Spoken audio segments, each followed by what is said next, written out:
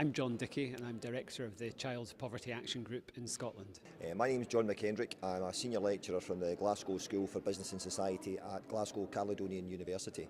Well, we currently have a frankly scandalous situation where over 1 in 5 of Scotland's children are growing up in poverty, according to the official statistics.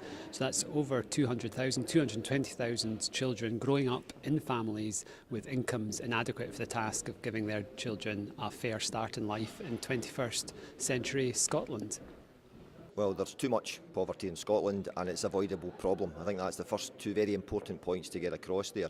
I think sometimes we take it as an everyday taken for granted that there's always been poverty, there'll always be poverty, therefore let's just accept it. Well, I firmly believe that's not the case.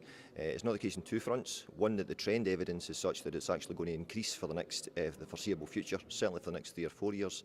And I also believe that that's not inevitable, that we can do things about it if we choose to make the decisions that will curtail poverty. The harsh reality is that in Dundee, even a greater proportion of children are growing up in poverty. Over 1 in 4 children, 28% of Dundee's children living below the poverty line. And in some areas, over 1 in 3 children growing up in poverty in Dundee.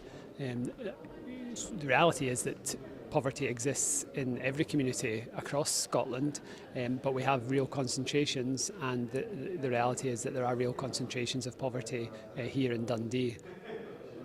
It's a bad news story for Dundee. If we're doing a league table out of the 32 local authorities in Scotland, unfortunately Dundee would be 31 out of 32, with only Glasgow falling behind Dundee. Now, that's not to say that there's anything wrong in terms of, or particularly wrong in terms of the types of things that have been done in Dundee. I think it's a reflection of cities in general. Cities such as Dundee and Glasgow tend to have more poverty, hence the reason that Dundee sits poorly on that league table. There's things that can be done at local level in terms of, for example, working with local employers in the third sector, the public sector and the private sector to ensure that all parents are getting a living wage, but not just that they're being paid a living wage and being paid decently, but they've got opportunities to progress in the workplace, for their skills to develop, for them to ensure that they're earning more as they progress through the workplace. But it's also important to think about how do we ensure that families here in Dundee are getting the other financial support that they're entitled to.